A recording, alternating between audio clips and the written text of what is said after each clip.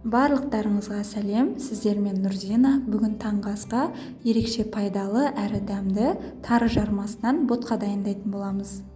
Алдағы уақытта менің рецепттерімді жіберіп алмас үшін каналыма міндетті түрде тіркеліп кетіңіздер.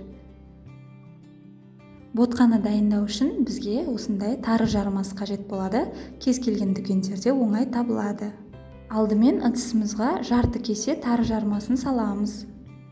Тарыны жақсылап 2-3 қайтара жуып аламыз.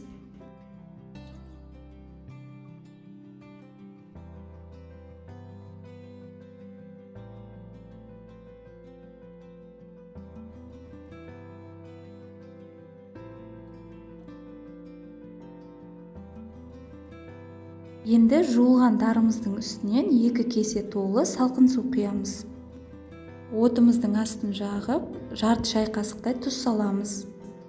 Ботқамыз осылай қайнай бастағанда оттың астын баяулатамыз. Бетін қиялап жауып, шамамен 15 минуттай қайнатамыз. 15 минут уақыт өткеннен кейін тарымыз суды өзінің бойына тартып, қоюлана бастайды.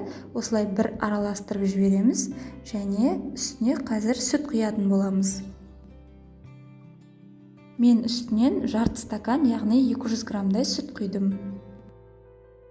Тағы да бір араластырып, қайнағанын күтеміз.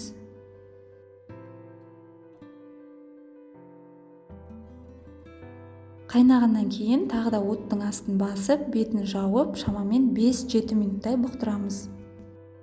Тары ботқамыз осымен дайын болып піседі. Егер сіз шекер салып жегені ұнататын болсаңыз, осы кезде үстінен қоссаңыз болады. Мен шамамен 1 ас қасықтай салдым және 30 граммдай сары май салдым. Ботқамызды дастарханға ұсына берсек болады.